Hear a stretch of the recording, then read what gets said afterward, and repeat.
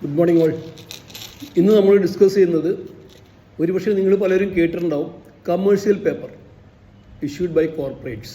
അതായത് commercial papers എന്ന് പറയുന്ന ഒരു പ്രോമിസറി നോട്ടിൻ്റെ മാതൃകയിലുള്ള ഒരു ഇൻസ്ട്രുമെൻറ്റ്.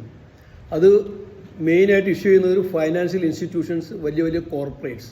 അതായത് നല്ല റേറ്റിംഗ് ഉള്ള ഫൈനാൻഷ്യൽ ഇൻസ്റ്റിറ്റ്യൂഷൻസിനും കോർപ്പറേറ്റ്സിനും പബ്ലിക്കിന്നോ ഫൈനാൻഷ്യൽ ഇൻസ്റ്റിറ്റ്യൂഷൻ വേറെ ഇൻസ്റ്റിറ്റ്യൂട്ടിൽ നിന്നോ ഫണ്ട് കളക്ട് ചെയ്യാം. കമേഴ്ഷ്യൽ പേപ്പർ എന്ന് പറഞ്ഞാൽ അവർ പ്രോമിസറി നോട്ട് ഇഷ്യൂ ചെയ്യും. ഇത് കൂടുതലും ചെയ്യുന്നത് വലിയ വലിയ കോർപ്പറേറ്റ്സ് ആണ്. അവർക്ക് പെട്ടെന്നുള്ളൊരു ആവശ്യത്തിന് ഒരു ഡൈവേഴ്സിഫിക്കേഷൻ വരുന്നു കമ്പനിയിൽ, അല്ലെങ്കിൽ കമ്പനിയിൽ പെട്ടെന്നൊരു പുതിയൊരു പ്രോജക്റ്റ് വരുമ്പോൾ കുറച്ച് ഫണ്ടിൻ്റെ ആവശ്യം വരുന്നു.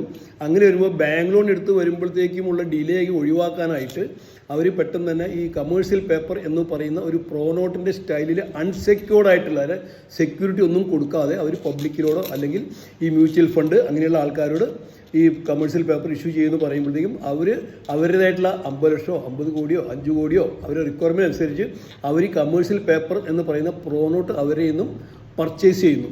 ഈ പർച്ചേസ് ചെയ്യുമ്പോൾ അതിനൊരു ഇൻട്രസ്റ്റ് ഇവർ കൊടുക്കേണ്ടതായിട്ടുണ്ട്. അതിൻ്റെ മിനിമം പീരീഡ് എന്ന് പറയുന്നത് 7 days to 270 days ആണ്. 7 ദിവസം മുതൽ 270 ദിവസത്തിനുള്ളിൽ ഇത് കോർപ്പറേറ്റ്സ് ഇവർക്ക് പൈസ തരുന്നവർക്ക് തിരിച്ചു കൊടുക്കണം. അപ്പോൾ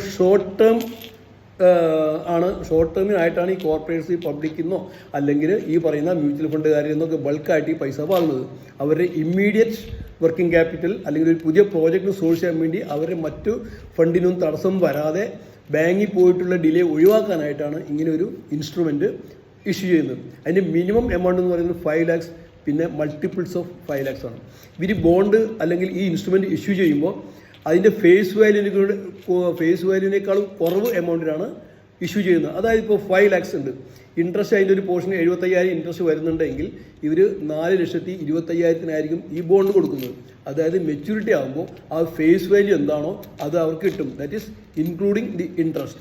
ഡിസ്കൗണ്ടഡ് വാല്യൂ എന്ന് പറയുമ്പോൾ ഈ ബോണ്ടിൻ്റെ റേറ്റ് 5 ലക്ഷം ആണെങ്കിൽ ചിലപ്പോൾ അവർ റേറ്റ് വേരി ചെയ്തുകൊണ്ടിരിക്കും. അതെന്ന് വെച്ചാൽ 4,70, 4,75, 4,50 ആ എമൗണ്ടിൽ ആയിരിക്കും വാങ്ങിച്ചിട്ടാണ് ഇവർ ഈ ബോണ്ട് കൊടുക്കുന്നത്. അപ്പോൾ മെച്യൂരിറ്റി പീരീഡിൽ ഈ 5 lakhs തിരിച്ചു കൊടുക്കും. ഇതാണ് അത്. വലിയ റേറ്റിംഗ് ഉള്ള ഒരു കമ്പനികൾക്കോ ഫൈനാൻഷ്യൽ ഇൻസ്റ്റിറ്റ്യൂഷൻസിനോ മാത്രമേ ഈ കമേഴ്ഷ്യൽ പേപ്പർ എന്ന് പറയുന്ന പ്രോനോട്ടിൻ്റെ ഡിസൈനിലുള്ള ഈ ഇൻസ്ട്രുമെൻറ്റ് ഇഷ്യൂ ചെയ്യാൻ സാധിക്കുകയുള്ളൂ. അപ്പോൾ നിങ്ങൾക്കിത് മനസ്സിലായി കാണുമെന്ന് വിചാരിക്കുന്നു. ഒരു കോർപ്പറേഷനോ സപ്പോസ് ഇപ്പോൾ ടാറ്റ കമ്പനി അല്ലെങ്കിൽ ബിർള കമ്പനി അവർക്കൊരു പുതിയ പ്രോജക്റ്റ് വരുന്നു, പെട്ടെന്ന് ഫണ്ട് ആവശ്യമുണ്ട്, ബാങ്കിൽ ചെന്ന് ലോൺ കിട്ടും അവർക്ക് ലോൺ, പക്ഷേ അതിൻ്റെ ഡിലേ വരും, അവർക്ക് പെട്ടെന്ന് തന്നെ ചെയ്യണം.